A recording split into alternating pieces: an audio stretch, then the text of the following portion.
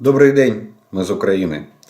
И я рад приветствовать вас на своем канале. Как всегда, приглашаю подписаться, кто не подписан, и поставить лайк этому видео, для того, чтобы его могли увидеть как можно больше людей. Ну а мы с вами начинаем очередное видео по оперативной обстановке за прошедшие сутки. И сегодня на календаре 4 января, киевское время, 16 часов.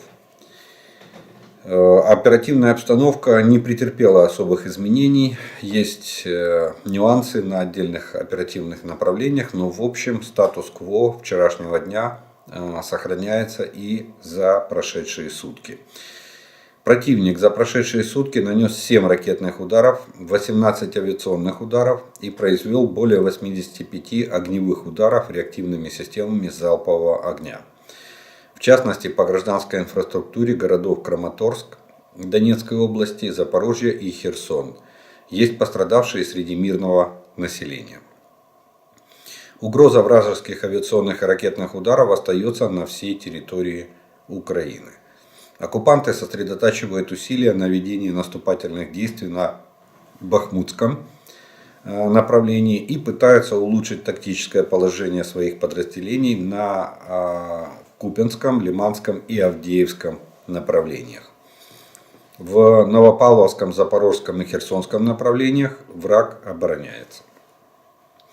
За минувшие сутки подразделения сил обороны Украины отразили атаки оккупантов в районах населенных пунктов Стельмаховка, Белогоровка Луганской области, Солидар, Красная Гора, Бахмут, Майорск, Марьинка, Новомихайловка, Красногоровка Донецкой области. На Волынском, Полесском, Северском и Слобожанском направлениях обстановка без существенных изменений. Враг сохраняет военное присутствие в приграничных районах. Признаков формирования его наступательных группировок не обнаружено. Также противник обстреливал районы населенных пунктов в Черниговской, Сумской и Харьковской областях. На Купянском и Лиманском направлениях идут позиционные бои. Линия фронта не перемещалась ни в одном направлении. Идет обмен артиллерийскими огневыми ударами, как авиационными, так и артиллерийскими. Обстрелам подверглись более 15 населенных пунктов вдоль линии фронта на всю глубину досягаемости российской артиллерии. На Бахмутском направлении враг продолжает сосредотачивать силы для генеральной атаки на Солидар. Российские войска пробуют занять хоть какие-то наши наблюдательные пункты в районе Подгороднего, в районе Опытного и в районе Клещиевки. В Бахмуте одна из групп противника провалила штурм в полном составе. Есть действительно у нас разведданные. Мы видим, что идет накопление сил и средств именно на Бахмутском направлении. И скорее всего сейчас направление сосредоточения основных усилий скорее всего ориентировано именно на Солидар. Или на линию Бахмут-Солидар, вот между ними. Соответственно, поэтому мы и говорим в сведении, что ожидаем генеральной атаки, то есть эти силы собираются и они предпримут возможно в ближайшие дни они предпримут попытку прорыва нашей обороны именно на линии Солидар-Бахмут. На Новопавловском направлении без изменений, там позиционные бои. На Запорожском и Херсонском направлениях то же самое. Противник находится в жесткой обороне, идет обмен огневыми ударами. В результате обстрела войсками Российской Федерации пострадали более 25 населенных пунктов на этих направлениях. Враг не прекращает обстрелы гражданской инфраструктуры, городов и поселков вдоль правого берега реки Днепр. Поражена также гражданская инфраструктура городов Запорожья и Херсон. Враг продолжает нести потери, в частности подтверждено поражение противника 2 января в районах населенных пунктов Токмак, Мелитополь, Бердянск, Пологи и Васильевка. Запорожской области. Уничтожены 2 склада боеприпасов, до 10 единиц военной техники разного типа. Поражены 2 пункта дислокации оккупантов. Ликвидированы и ранены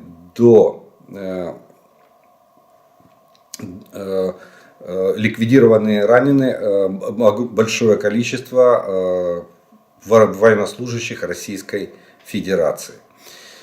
Авиация сил обороны в течение суток нанесла 12 ударов по районам сосредоточения оккупантов и по позициям зенитно-ракетного комплекса противника.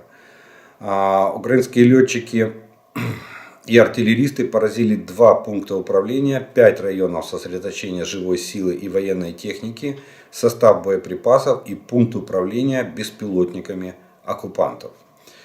Ситуация в Черном море не изменилась. В акватории Черного моря нет носителей ракет «Калибр». Вот такие вот военные новости. По потерям вы знаете, да, цифра там колеблется разная. И мы сейчас начали наносить удары в основном по скоплению личного состава. Идет массированная переброска, начинается массовая, так правильнее будет сказать, переброска российских войск, именно войск личного состава на территорию Украины. Это из числа тех мобилизованных, которые они готовили с первой волны. Вот их начинают перебрасывать. Естественно, мы отслеживаем места их сосредоточения и стараемся наносить туда огневые удары. Что нам и довольно неплохо удается на сегодняшний день. Теперь немного, что касается военно-политических новостей вокруг Украины и внутри нашей страны. А именно, начать хочется внутри Европейского Союза назревает тоже противоречие, и Польша и Германия начали обмениваться претензиями. Польша хочет, чтобы Германия выплатила репарации в качестве компенсации за ущерб, нанесенный во время Второй мировой войны Польши. МИД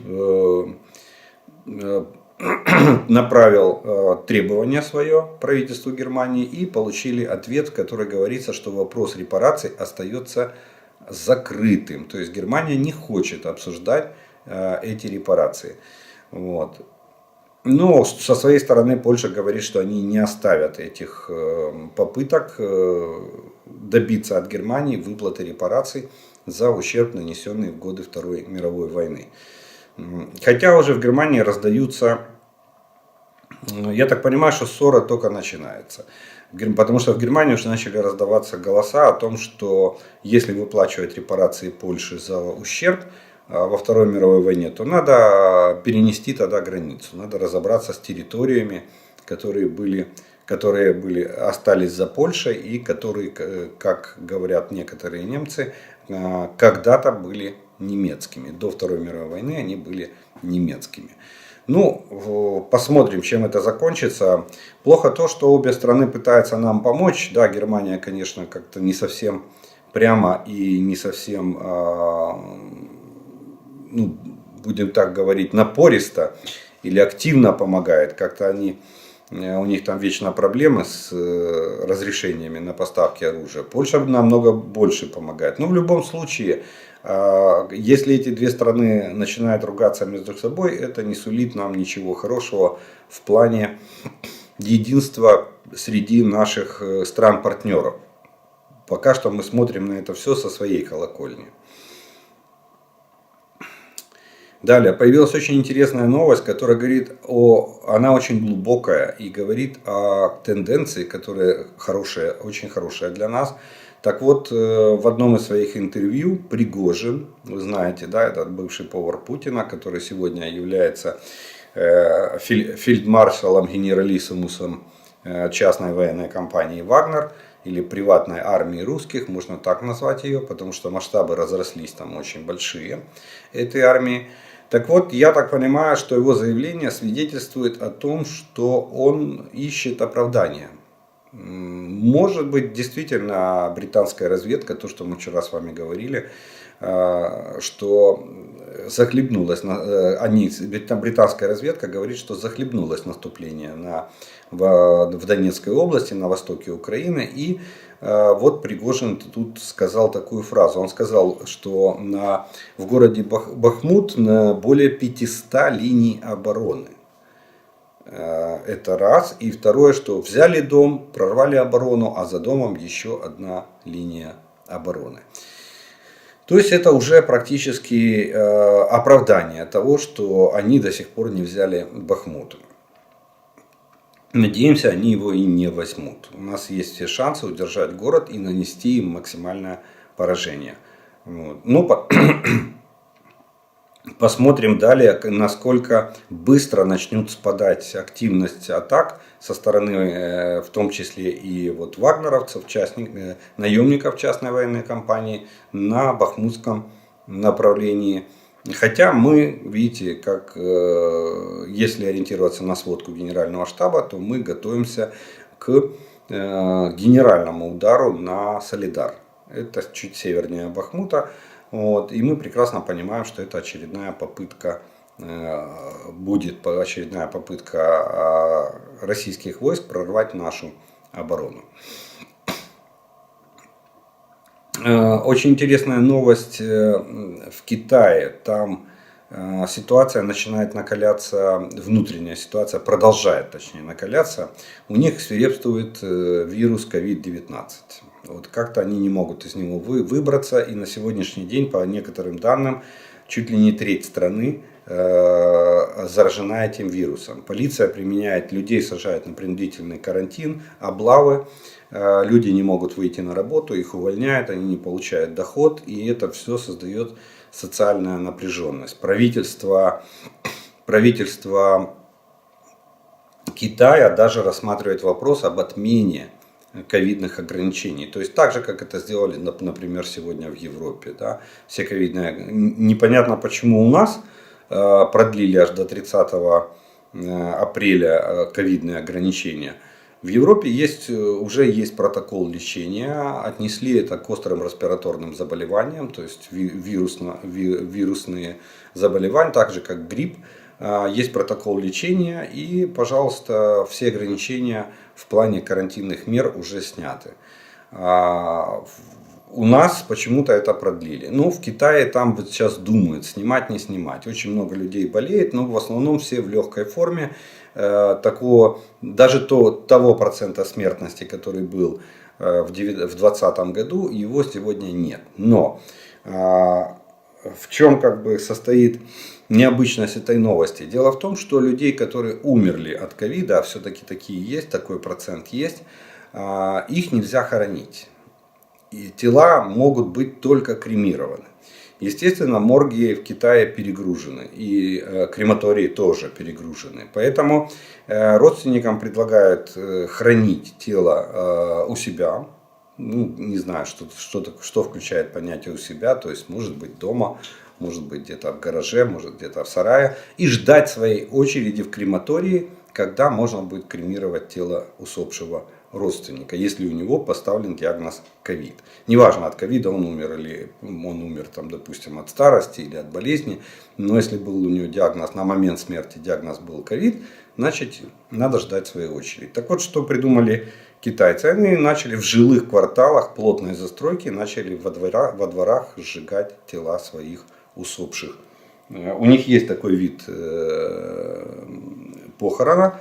Это сожжение на костре и развеивание пепла или хранение пепла в специальном сосуде. Вот. Так вот, они начали сжигать уже во дворах.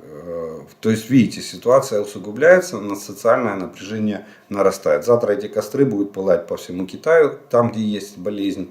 И это, опять же, полиция начнет их гасить, и это может вызвать социальный взрыв. Так что у Китая очень много еще своих внутренних проблем. Это кроме финансового пузыря ипотечного надутого, там, кроме экономического кризиса, особенно в строительной отрасли, и других политических негораздов, которые есть в Китае на сегодня.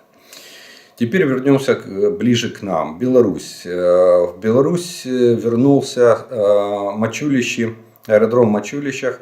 Вернулся самолет А-50 воздушно-космических сил России. Это самолет дальнего радиолокационного обнаружения. Разведчик. Единственное, что вернулся не тот самый. 30 декабря улетел А-50, но вернулся другой. Я так понимаю, в России их несколько, и Россия проводит ротацию, меняет.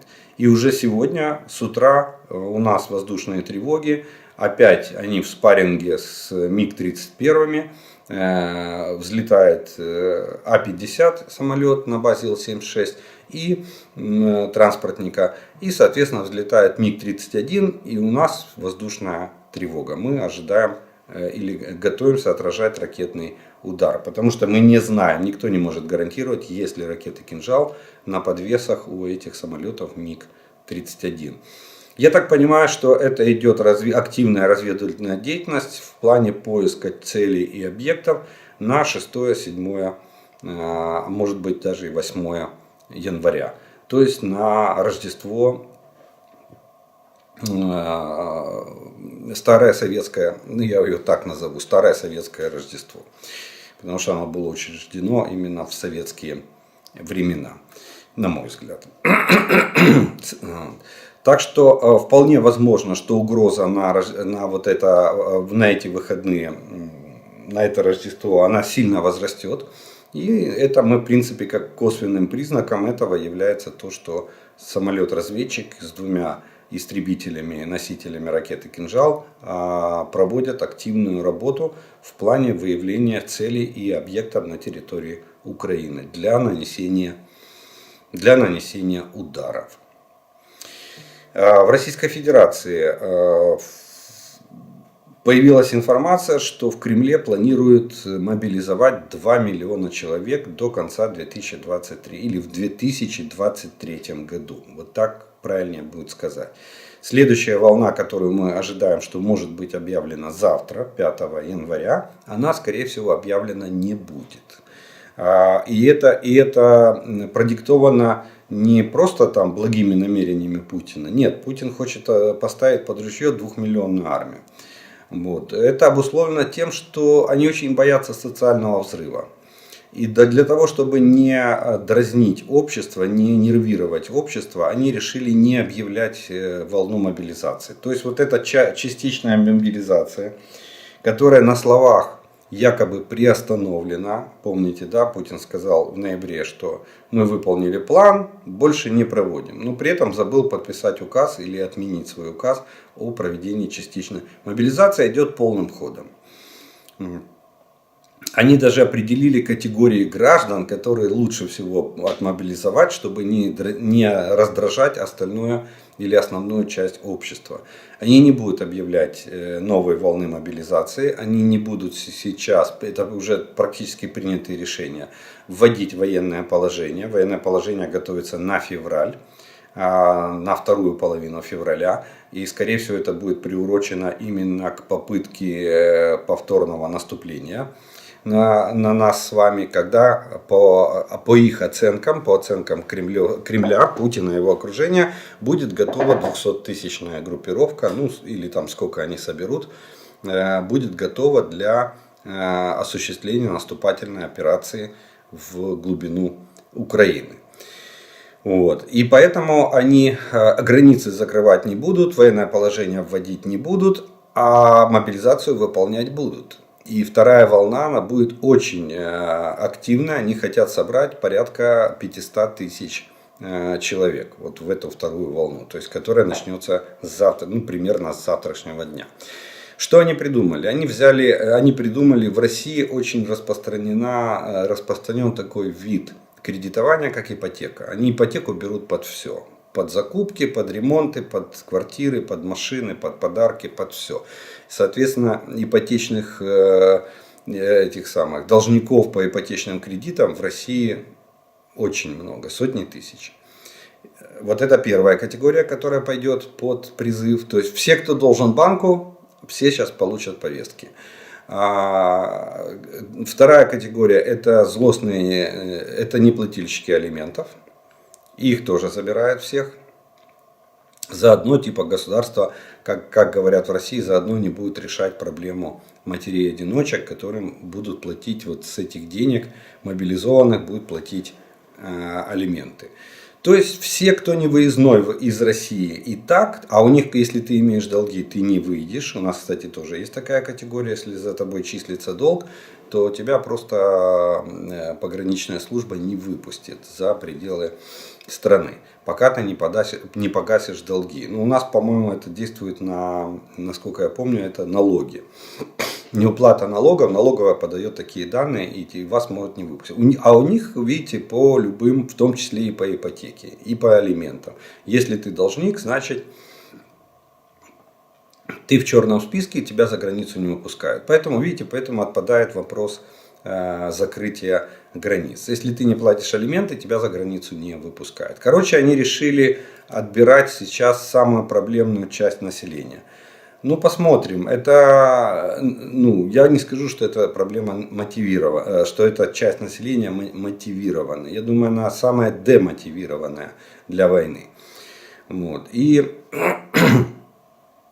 еще одна тенденция. Они поменяли идеологию.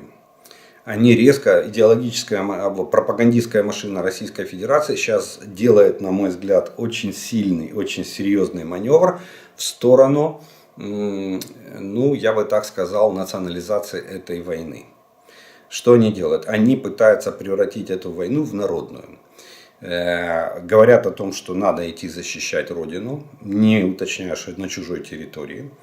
Вот. Надо мстить. Появляются как бы нотки мести. Надо мстить за убитых товарищей. Это вот на примере Макеевки сейчас, на этой трагедии. Кстати, они начали сейчас раскручивать идею, что они начали признавать количество жертв. Там уже в пабликах цифра гуляет под 300 тысяч жертв в Макеевке. И, соответственно, уже звучат призывы, уже появился какой-то комитет солдатских матерей, которые хотят, чтобы у них горе в семье и у всех должно быть горе в семье. Поэтому все должны пойти на фронт и отомстить за гибель их родных. Вот. Там появилась какая-то тетя, которая призывает отомстить. Не простить, не забыть, а отомстить за Макеевку. А то, что они сами пришли в военкомат, взяли оружие и пришли убивать на нашу землю, это они упускают. Они пытаются весь народ, Путин хочет весь народ замазать в эту войну, замазать их кровью и сказать, что вы же вместе со мной. И упор идет на то, что надо защищать Отечество, мол, деды воевали и нам надо воевать, деды умирали и нам надо умирать. Об этом призывают все пропагандисты, я вам вчера рассказывал. Вот. И к этому еще добавляется категория мести. Вот надо отомстить за своих товарищей. Хотя какие они там друг другу товарищи, сказать очень и очень сложно. То есть категория мести.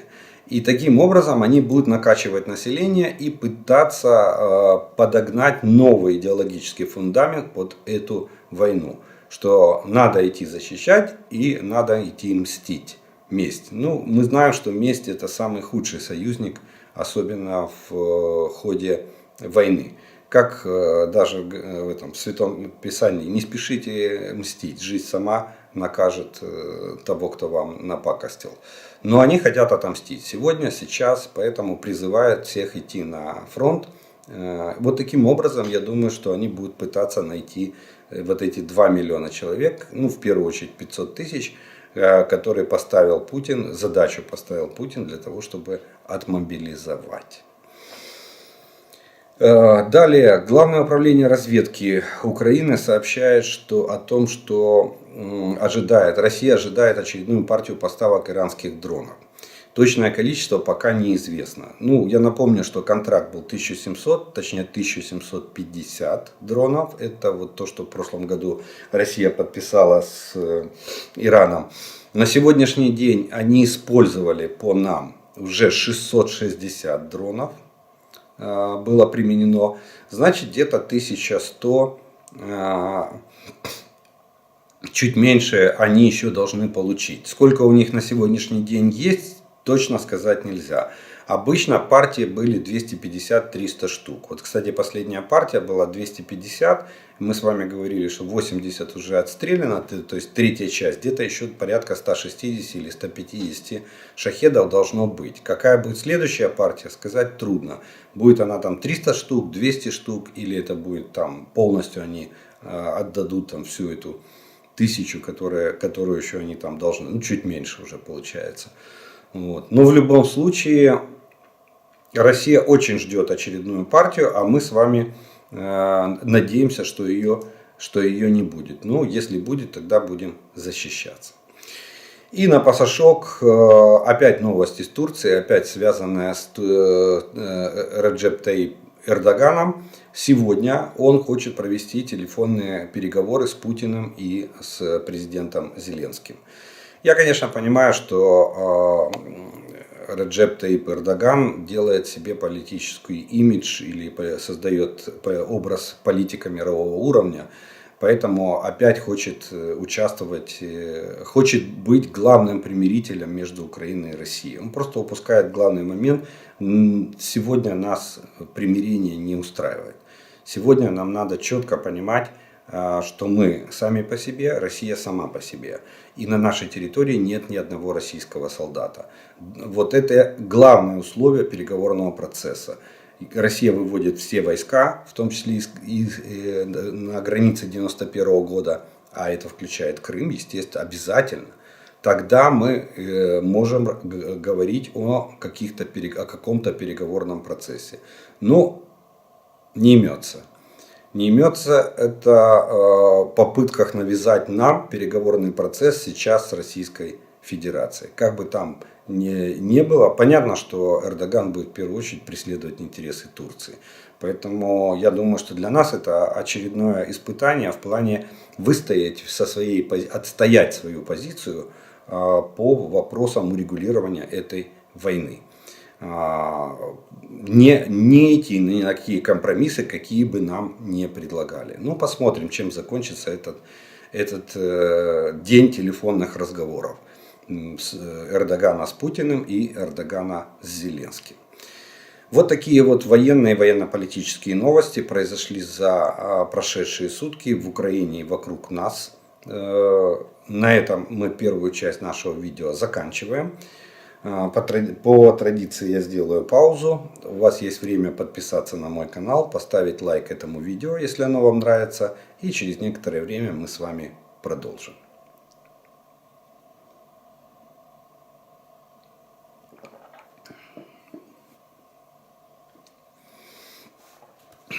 И как обычно по традиции мы продолжаем ответом на ваши вопросы, которые вы на сегодняшний день задали.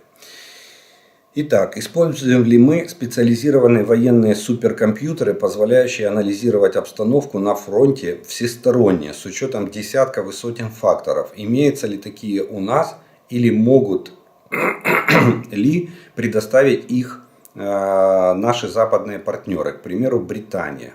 Слава Украине. Ну, кстати, а почему не Соединенные Штаты? Там, кстати, намного лучше продвигаются дела с разработкой вот этих систем управления, автоматизированных систем управления войсками и оружием, чем в каких-либо других странах. Конкуренцию может составить Соединенным Штатам, наверное, Израиль тоже они это делают.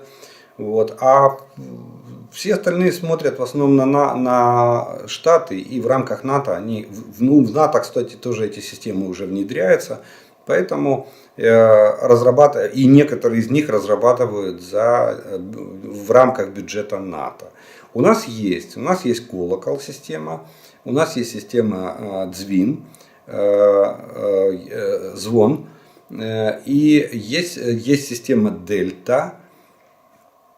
И под них, и они применяются, они не то что применяются, а мы их уже поставили на постоянной основе для работы в составе вооруженных сил Украины. И, кстати, буквально вот на днях Wall Street Journal, американское издание, увидев, ну, они дельту нашу увидели, систему. Дельта — это стратегический уровень. Это она спускается до оперативно-тактического уровня. Тактически она уже не берет почти, но от стратегии до начала оперативно-тактического уровня она полностью все охватывает. Причем эта система настолько разумная, что она даже предлагает, она не только делает расчеты по вариантам организации ведения боевых действий, но она еще предлагает эти варианты. То есть она моделирует ситуацию и предлагается всегда несколько вариантов. Так вот, американское издание немножко обалдело, ну так, мягко говоря, от той ситуации, которая сегодня есть в вооруженных силах Украины. Оказывается, мы создали эту систему практически на коленке, с чистого листа, объединив и самым дешевым способом. Они пишут, что Соединенные Штаты тратят на это миллиарды долларов. Украина это сделала в кратчайшие сроки и практически за 3 копейки. Вот так что вот такие вот системы. Допустим, если мы спускаемся ниже, например, на тактический уровень. Там у нас есть система аэроразведки, которая может стыковаться с дельтой и передавать информацию от всех этих самых средств разведки. И в режиме, это все работает в режиме реального времени. Плюс аэроразведка у нас контактирует с артиллерией и корректирует огонь артиллерии. Также помогает командирам принять решение на ведение боевых действий. То, что я говорил. Так что у нас, кстати, в этом плане, я так понимаю, мы довольно далеко ушли вперед. И даже американское издание отмечает, что Украина в этом плане станет, наверное, самой продвинутой страной в плане внедрения в реальный бой автоматизированных систем управления огнем и оружием. Так что здесь мы впереди планеты всей. Можно даже не сомневаться, что у нас есть очень хороший задел в плане создания вот этих автоматизированных систем управления огнем и оружием на всех уровнях.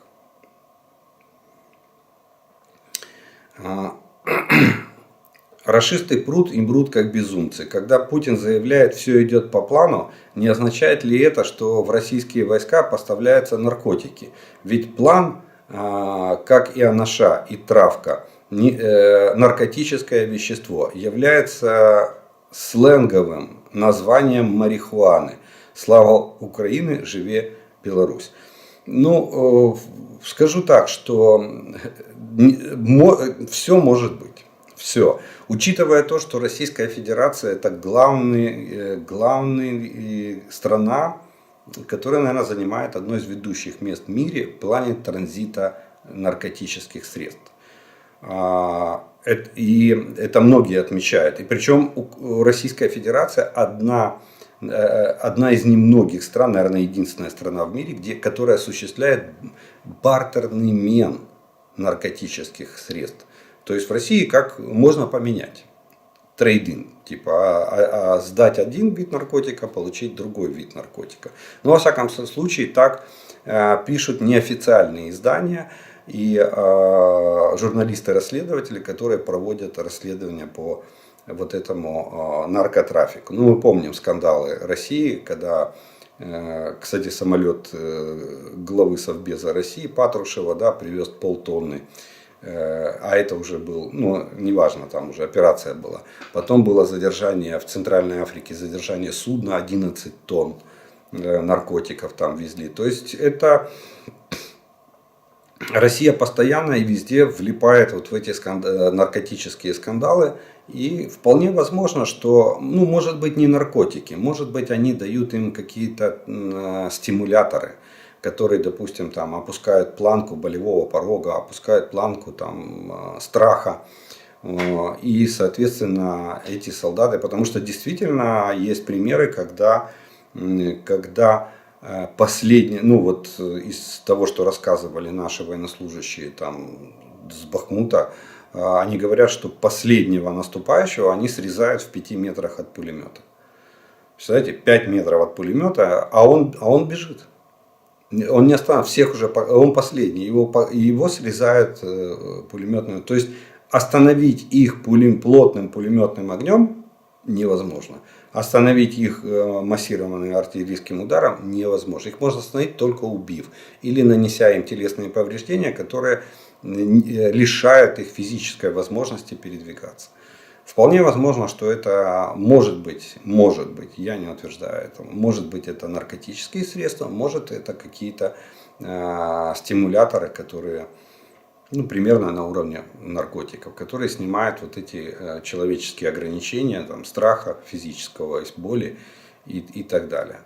Вот. Так что, как говорят, в каждой шутке есть доля шутки. Вот то, что вы по поводу плана Анаши там, и травки там, и так далее сказали, да, то может быть там такие вещи и применяются. Особенно к наемникам Вагнера, то 100% могут так сделать. Почему? Потому что мы знаем, что они людей не регистрируют. Всех их потом спишут, никому ничего платить не надо. Это практически бесплатное пушечное мясо. Отработали, убили все в мешок и поедут где-нибудь закопают в братских могилах или на безымянных, или наоборот, или где-нибудь кремируют в крематориях и вообще развеют пепел, и просто человек исчезнет. Исчезнет, был человек и нет человека, и все. Я думаю, что Россия, кстати, после этой войны очень многих не досчитается. Даже те тела, которые лежат у нас в рефрижераторных вагонах и ожидают своей отправки в Российскую Федерацию, российских солдат, собранных нами на поле боя. Я думаю, что вряд ли кто-то будет в России проводить идентификацию через ДНК-тесты. И все они пойдут как безымянные.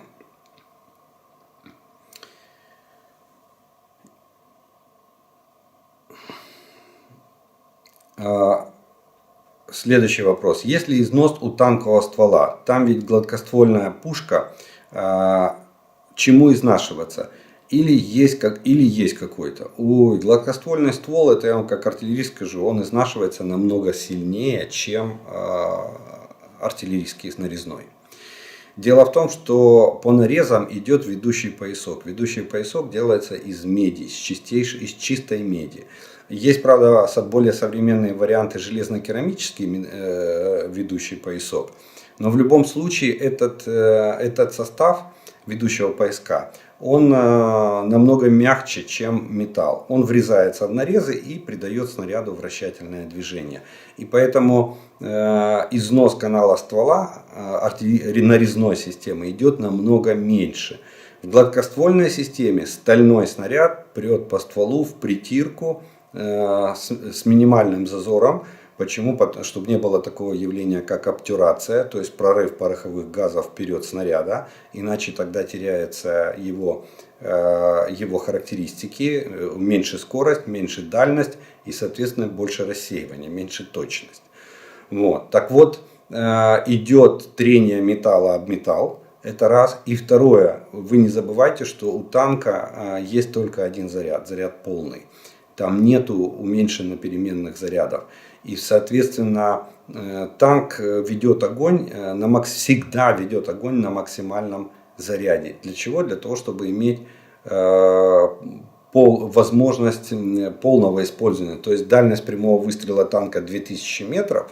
Вот он 2000 метров, он прицельный огонь. Где-то примерно это его прямой выстрел. Так вот, чтобы всегда вести огонь на максимальных возможностях, у него только полный заряд. Другого заряда у танка нету.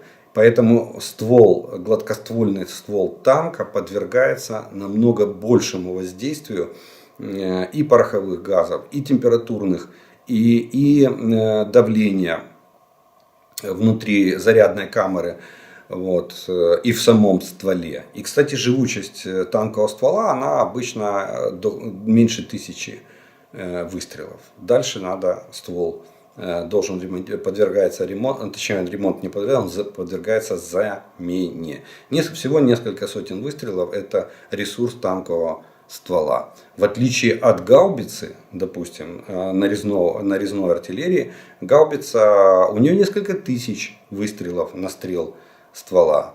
Вот в этом и разница. Поэтому танковый ствол очень сильно изнашивается. Очень. И это, ну будем так говорить, это дорогое удовольствие. Каждый выстрел это укорачивает жизнь танковому стволу. Скажите, пожалуйста, с освобождением правобережной части Херсонской области наши ребята получили огневой контроль над логистической системой в глубоком тылу противника. Есть ли возможность полностью разрушить логистику и не допускать ее восстановления? Как помогает в этом спутник, о котором так мало слышно в последнее время? Слава Украине! Ну, про спутник говорил неоднократно, еще раз повторюсь.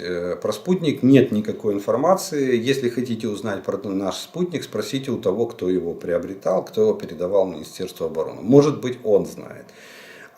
Или в Министерстве обороны. Они как-то этим спутником вообще никак не хвастаются и не сообщают, какую же пользу он приносит Министерству обороны, нашему Министерству обороны в повседневной деятельности. Поэтому про спутник сегодня сказать ничего нельзя. Знают ровно столько же, сколько и вы, что он был приобретен на народные деньги и передан Министерству обороны. Все, на этом все. Что касается логистики, мы именно этим и занимаемся. На всю дальность досягаемости наших артиллерийских систем мы стараемся максимально разрушить логистические цепочки Российской Федерации. Начиная от повреждения железной дороги. Кстати, периодически в сводках Генерального штаба появляется такое выражение, как воинский эшелон. Был уничтожен воинский эшелон там, с топливом, с боеприпасами и так далее. То есть мы это все отслеживаем и по мере возможности, когда это позволяет, мы наносим огневое поражение. И на всю глубину, еще раз подчеркну, мы стараемся доставать там практически до перешейка. Ну, пока не совсем, но тем не менее, очень хотим. Зараз багато розмов про черговий наступ росіян, отих 200 тисяч, що мобілізували восени. Цікавить ваша думка, як це буде і чого нам, українцям, знов чекати. Ну, скажу так, что, смотрите, на сегодняшний день уже нету 200 тысяч для того, чтобы сформировать группировку. Если мы говорим, что они добрали 300 тысяч, да, если там около 150 они вроде бы как завели на территорию Украины, то есть затыкают дырки и пополняют потери. Там где-то остается 150. Ну хорошо, выделят они там... Привезут они еще 150 тысяч. Куда они их привезут? И самое главное, на чем они их привезут. Вот что. То, что у них есть еще там 150-200 тысяч в резерве, это еще не говорит о том, что там сформирована ударная группировка. Ударная группировка — это броня. Это артиллерия, это авиация, это танки, это боевые бронированные машины. Этого всего в таком количестве, чтобы посадить. Вы же видите, они постоянно перевозят, этих мобилизованных постоянно перевозят на тентованных грузовиках. И сегодня эшелоны с техникой мы не наблюдаем, чтобы они шли там один за другим. Потом, смотрите, танковый полк, чтобы сформировать, 3 батальона по 42 танка, и плюс еще там в отдельных подразделениях, где-то порядка 140-160 танков один полк. Вот такое количество необходимо для формирования одного полка. А теперь представьте, если это 200 тысяч. 200 тысяч, если это 20 дивизий. Мотострелковая дивизия 10 тысяч человек. Плюс-минус там по штату. Примерно. Артиллерийский полк — это 72 артиллерийских системы. 72 ствола надо, чтобы укомплектовать этот полк. То есть это огромнейшее количество техники. Я очень сомневаюсь, что вот что у России сегодня это есть в технически исправном состоянии. Ну хотя бы даже советской, старой. Она есть, но ее надо всю пропускать через заводы.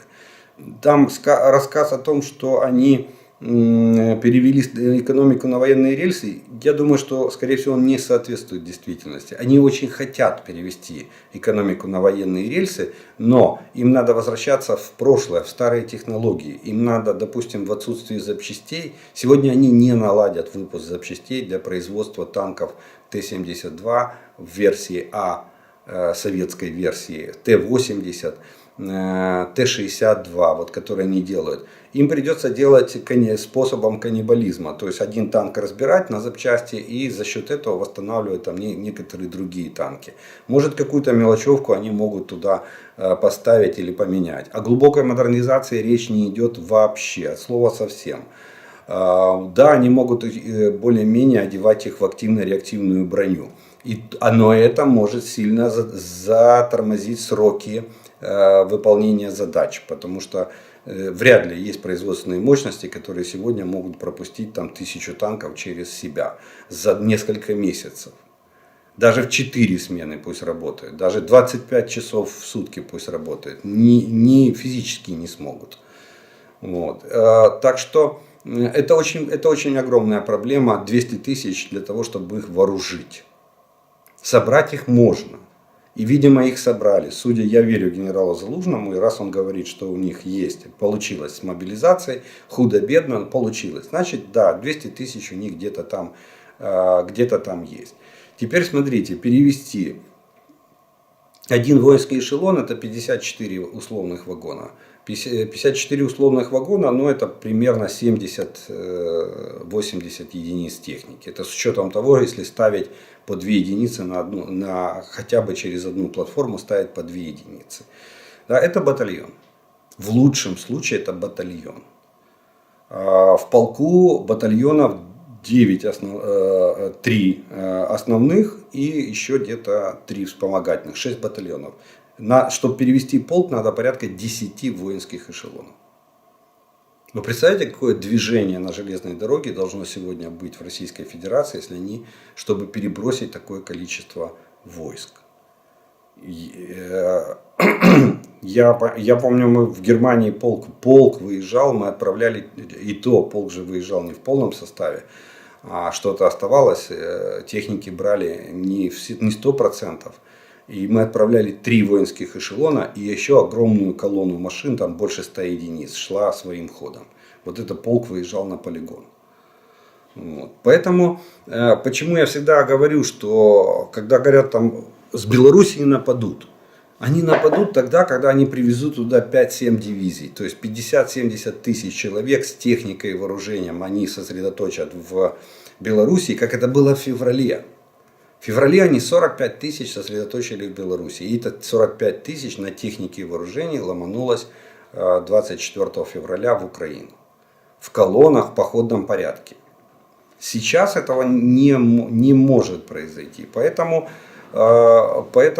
как это будет выглядеть, очень трудно себе представить. Я думаю, что они будут наращивать усилия на восточном направлении. Единственное, что возможно, они с Белгородской области попытаются, если они туда перебросят часть войск, попытаются прорвать нашу границу и вторгнуться еще там в направлении Харькова, допустим. Или наоборот, южнее Харькова, чтобы постараться окружить нашу группировку на востоке Украины. И с Запорожья тоже там ударить навстречу, на Запорожье, на Днепр и на Днепре, вот, допустим, сойтись. Ну, такой задум может быть как вариант. Но говорить о том, что они сформируют северное направление, попытки могут быть. Посмотрим. Это нельзя будет. Это не иголка в стоге сена, ее не спрячешь. Да, сейчас в Белоруссии там идет подготовка войск, но они не формируют, они резерв не собирают. Тем более, что наша разведка докладывает, что Россия с Белоруссии вывезла все, что можно было вывезти по боеприпасам. То, что Лукашенко отдавал, то есть у него НЗ нету. Вообще, у него только остался боекомплект эшелонированный на его вооруженные силы. Все. По технике тоже они там очень сильно проредили склады белорусские. И Белоруссия там до сих пор там ремонтирует и восстанавливает эту технику Российской Федерации. Но есть же еще потери на фронте, которые надо постоянно пополнять. Кстати, это вот к разговору, почему Путин все время просит оперативной паузы. Зачем ему нужны переговоры? И вот такие вот попытки переговорного процесса, как предпринимает Эрдоган, они больше играют на руку Путина в этом контексте. Потому что на период переговоров, естественно, запросят прекращение огня. Если мы соглашаемся на переговоры, то как мы можем отказаться от временного прекращения огня? И у России появится оперативная пауза для перегруппировки войск. Вот к чему это может привести, вот такие попытки посадить нас за стол переговоров. Так что посмотрим, как это будет выглядеть на на завтрашний день. На пока это все в перспективе. Все. Начиная от 200-тысячной группировки, мы ее не видим, мы ее не ощущаем физически. Вот когда она появится на горизонте, тогда мы будем с вами об этом говорить. Панцергаубица. У нас есть информация о том, как работает... у вас есть информация о том, как работают польские крабы. В Польше говорят, что хорошо. Есть ли у вас информация о польских ПЗРК «Перун»? Ну, скажу так, что Перун воюет наравне со Стингером и Иглой. Конкретно выделенных эпизодов, где, допустим, с помощью Перуна сбили летательный аппарат, там вертолет, самолет или дрон, на сегодняшний день, к сожалению, нету. Вот. Кстати, я так смотрю, есть такая тенденция, вот задавали вопросы, куда делись байрактары, куда делись джавелины и там другие игрушки или плюшки вкусные, которые нам давали западные страны. У меня складывается впечатление, я прихожу к выводу, что наше командование перестало пиарить западные образцы вооружений. Все чаще встречается наша Стугна-П. По уничтожению дроны вообще у нас безымянные, не говорят какого типа и какого класса мы применяем. Из ПЗРК мелькает старая советская игла, которая тоже у нас есть на вооружении. Я думаю, что оно все воюет, но его перестали вот какое-то время произошел такой момент, когда перестали пиарить западное вооружение. Вспомните, в первые месяцы войны там Джевелин у нас был, Байрактар у нас был, видео с Байрактаров было, видео с Джевелинов там и все остальное. А сейчас потом раз и резко все просто исчезло. Не потому что кончилось вооружение, нет.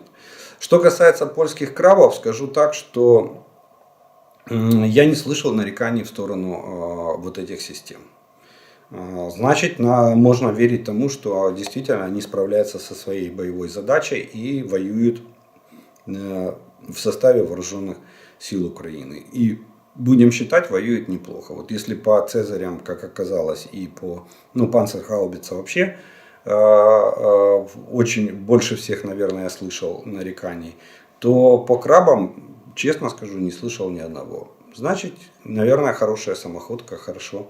Ну, там же башня и ствол А-90. АС-90 самоходки британской. Так что это довольно хорошая система. И есть все предпосылки к тому, что она себя оправдает в наших боевых условиях. По поводу сегодняшней информации по отбитой нашей позиции в районе Белогоровки. Так это не победа, хоть и маленькая. Это тактика действий наших войск, которую я уже встречаю частенько, даже в перехватах разговоров орков. Отойти при невозможности ее удержать, после навести артиллерию, стереть с лица земли всех орков, а после взять ее вновь. Да, действительно такое применяется. И, кстати, вот то, что я вам говорю, на запорожском направлении там неожиданно российские войска предприняли попытку захвата 2 опорников, именно так и было сделано. Туда навели, как только и там обосновались российские войска, туда была наведена наша артиллерия, позицию уничтожили, и она потом вернулась под контроль вооруженных сил Украины или сил обороны Украины. Вот. Вполне разделяю такое мнение, что это может быть один из вариантов тактики ведения оборонительного боя. Почему? Потому что, да, бывают ситуации, когда тратить жизни наших военнослужащих нецелесообразно. Лучше потратить лишние боеприпасы для артиллерии по уничтожению противника. То есть уничтожить его дистанционно. У меня вопрос. Каковы перспективы поставки ракет Storm Shadow от Великобритании? Насколько я знаю, эти ракеты уже, может быть, уже даже у нас. Где-то они вот-вот на подходе, а может быть где-то у нас. Смотрите, ракета Storm Shadow, дальность пуска более 60 плюс, вот так вот ей. И очень хорошая ракета, самонаведение и может бороться с радиолокационными целями, а также относится к классу высокоточной. Поэтому перспективы есть, о ней говорят очень давно, и на сегодняшний день, насколько я понимаю, у нас есть, причем там вариант номер 2, вот, который 60 плюс километров по дальности действия. Здравствуйте, в этом видео вы рассказывали, как Израиль бомбит иранские объекты в Сирии. А может ли Украина в Украине так развиваться ситуация, что на нашей территории другие страны, помимо террорашки, в смысле России, будут вести между собой боевые действия? Как нам не повторить судьбу Сирии? Спасибо. Так мы не повторяем судьбу Сирии. И НАТО делает все, чтобы не повторялось сирийский вариант, когда сошлись много стран, каждая со своими интересами. Там настоящий серпентарий в Сирии. И в каждой провинции чуть ли не свои бенефициары участия в той войне. Поэтому у нас все четко и понятно. Мы воюем с Российской Федерацией. Даже, видите, даже со стороны России, Беларусь, Лукашенко боится ввязываться в эту войну. Делает все, чтобы его армия официально не вступила. Правда, сейчас появилась тенденция, что он может собрать большую частную военную компанию, типа Вагнера, там как-то назовут ее по-другому, Беларусь, как трактор. Вот. И она может принять участие на стороне Российской Федерации. И будет считаться как незаконное вооруженное формирование в составе вооруженных сил России. Миру, мол, не привыкать, а им и таким образом Лукашенко решит эту проблему. Но на нашей стороне, я вам скажу точно, что никто не будет официально под своим флагом воевать. У нас для этого был создан интернациональный легион. Подразделения, в котором могут воевать граждане других стран. Кстати, совсем недавно, буквально перед Новым годом, польский Сейм принял закон, разрешающий гражданам Польши принимать участие в боевых действиях, в том числе и в Украине. Так что не равен час появится у нас какой-то польский полк добровольцев польских, которые будут воевать в составе вооруженных сил Украины. Но они будут воевать по контракту. Они будут официально оформлены в ВСУ и будут принимать участие. Если таковые, еще раз повторюсь, найдутся. Вот. Но поверьте, никто сюда со своим флагом, там Польша, страны Балтии, Штаты, никто сюда не придет и никто не будет воевать на нашей стороне. У нас нет союзников, чтобы они за нас воевали. И таков политический расклад на международной арене, что вряд ли кто-то на такое решится.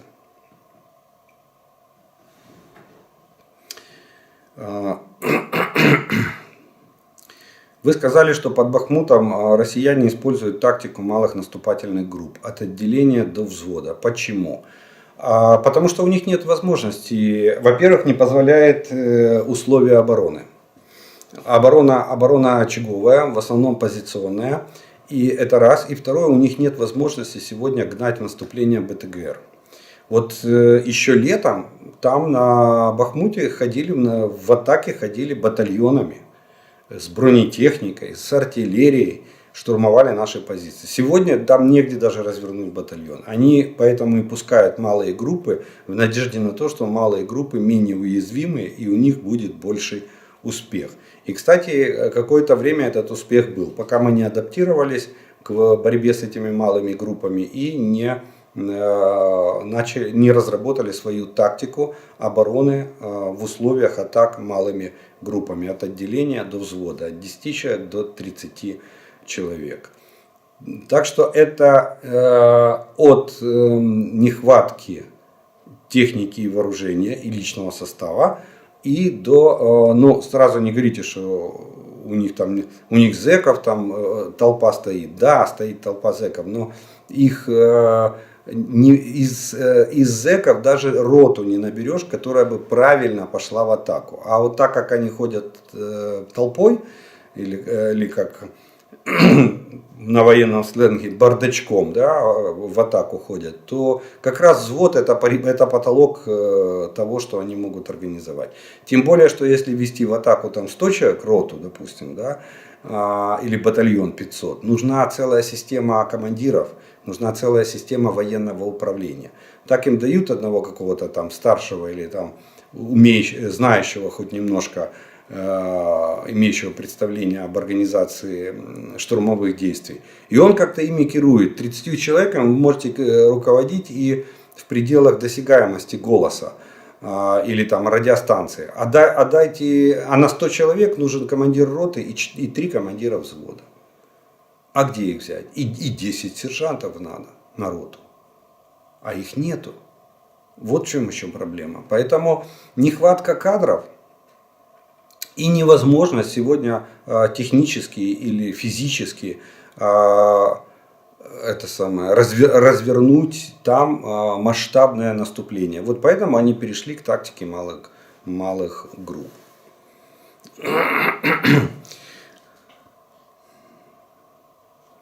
Скажите, пожалуйста, используют ли в танках управляемые снаряды, ракеты или стреляют только обычными осколочно-фугасными и бронебойными снарядами? Спасибо.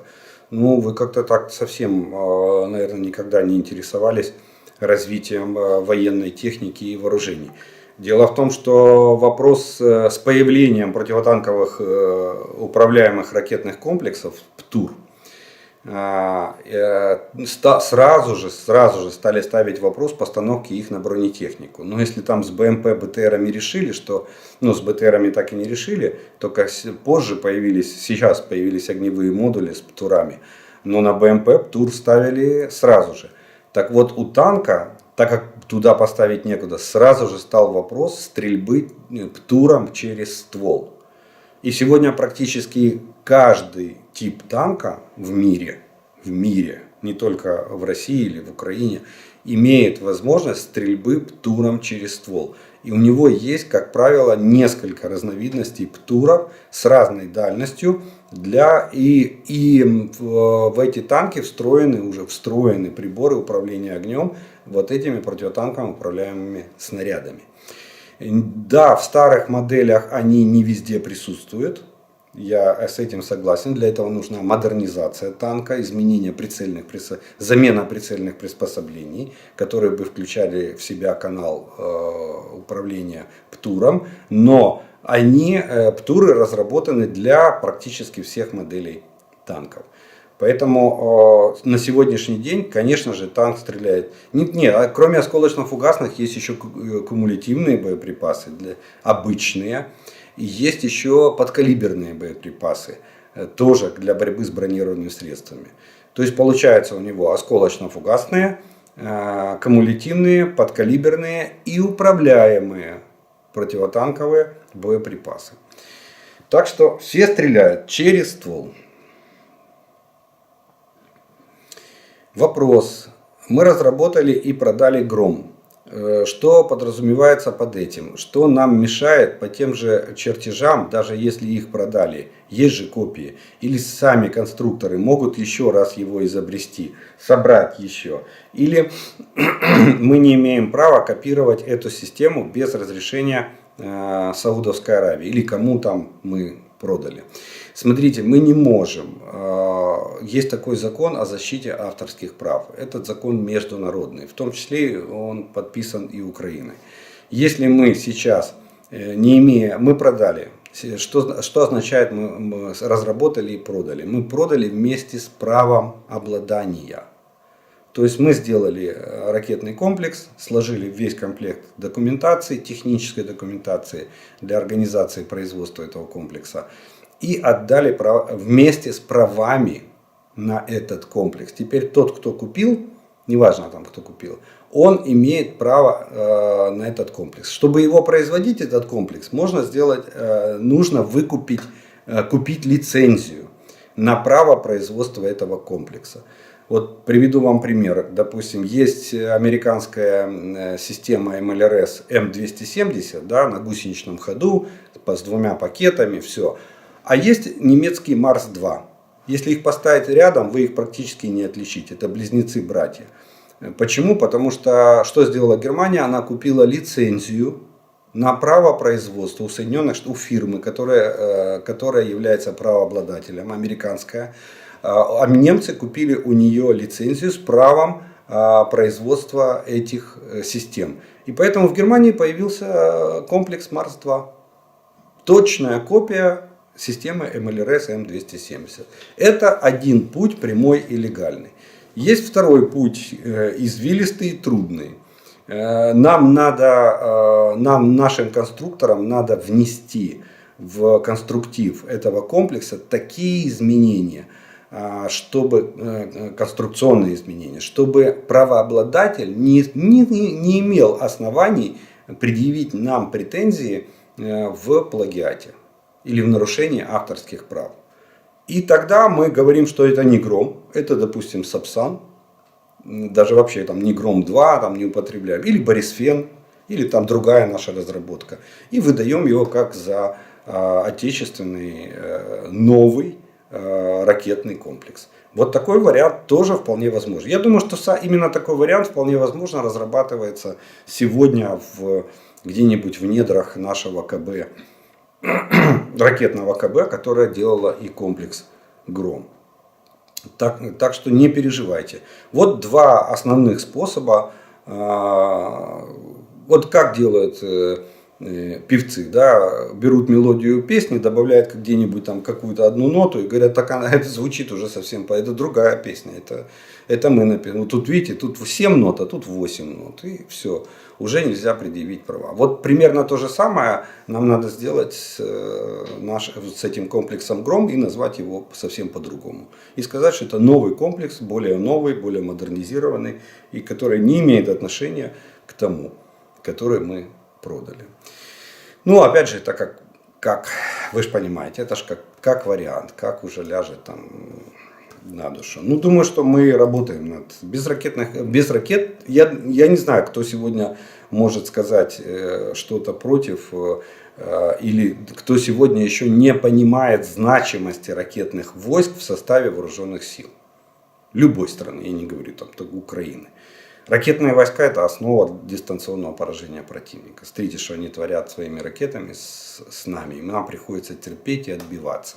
Были бы у нас свои ракеты, мы бы сейчас закидали их точно так же, как они нас. И еще неизвестно, кто бы быстрее сломался в этом случае. Ну что ж, на этом вторую часть нашего видео, ответы на ваши вопросы, мы закончим. И у нас остается третья. Это обратная связь, приветствия, пожелания и комментарии, которые вы прислали. И первым комментарием и сегодняшнего дня будет следующий. Я вчера зачитывал от Елены из Киевской области о том, как тыл справляется, здесь глубокий тыл, семьи и родные наших защитников и защитник справляются с трудностями, которые у нас здесь возникают. И сказали, что месседж был, основной посыл был такой, что бойцы на передовой могут не переживать. Мы ждем их возвращения с победой с войны, с фронта. Вот. А здесь в тылу мы справимся с любыми трудностями и преодолеем. Это не фронт. Ну, как бы это фронт, но не настолько опасный, как тот, на котором находятся наши защитники и защитницы. Так вот, написали комментарий в дополнение к к тому, что говорила вчера, вот я зачитывал от Елены из Киевской области. Хочу добавить к словам Елены из Киевской области. Наш великий народ мог родить только такую же великую армию защитников. И величие нашего народа я имею счастье наблюдать, работая в крупном магазине, в каждый свой рабочий день, где пенсионеры с явно маленькой прожиточной пенсией, а это явно видно по выбору их покупок, покупают корм для кошек и собак, которые являются часто бездомными, где люди невысокого достатка покупают комнатные цветы и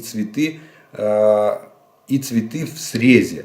И пока мы покупаем цветы, никакой мордор русне нас не сломить.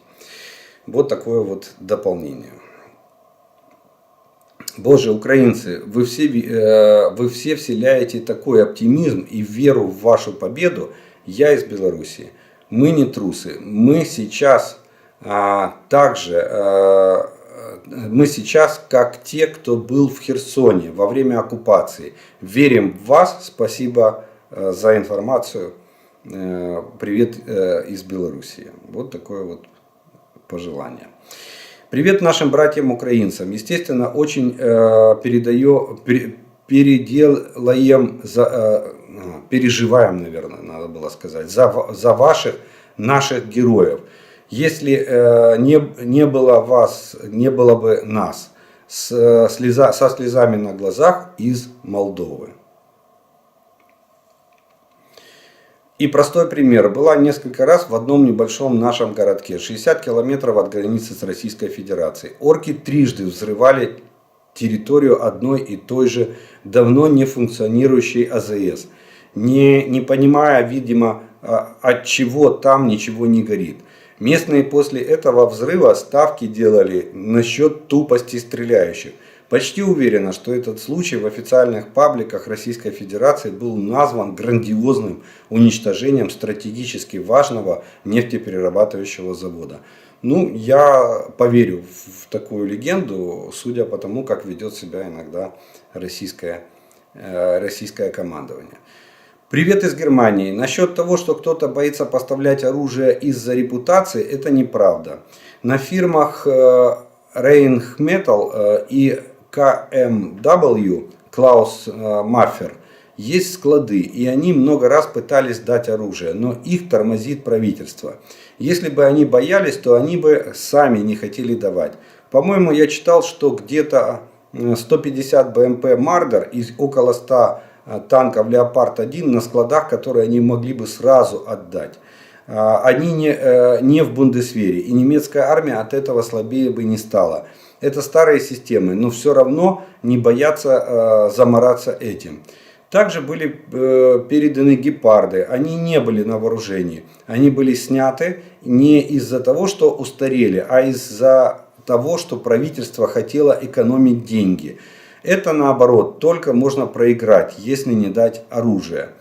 Допустим, Польша не хочет больше покупать Леопард-2 из-за политики передачи оружия. И это очень плохо для этих компаний. Фирма Rheinmetall тоже закрывает завод в Швейцарии из-за того, что они не дают снарядов для гепардов, которые делают в Швейцарии.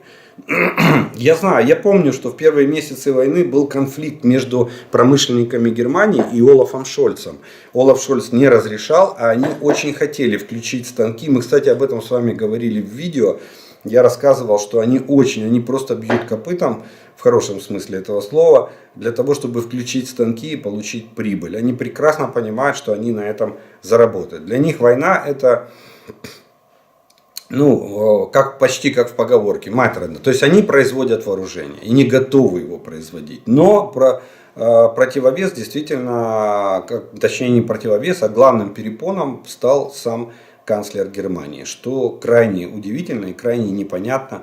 Мы все 10 месяцев пытаемся разгадать его идеологию, почему он сегодня дает, завтра не дает. И, в общем, все равно не дает. Хотя что-то там проскакивает мимо с его разрешения нам. Вот. А то, что да, я согласен, что фирмы несут огромные потери, потому что, ну, смотрите, поляки даже молодцы в этом плане. Польша, они даже американцев наклонили в плане покупок вооружения.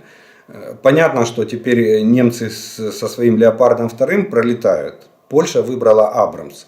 Но американцы начали тоже крутить носом, дадим, не дадим. Поляки пошли и купили в Южной Корее. Причем южнокорейские танки прибыли в Польшу намного быстрее, чем американские Абрамсы. А как только поляки купили танки в Южной Корее, американцы тут же пригнали пароход с танками Абрамс. Сказали, нате, забирайте, только купите. Поэтому очень плохо, что правительство Германии само же, ну не правительство Германии, а канцлер Германии сам же и пытается задушить свой военно-промышленный комплекс, не дать ему заработать денег. Ведь это деньги, которые пойдут в первую очередь в казну самой Германии.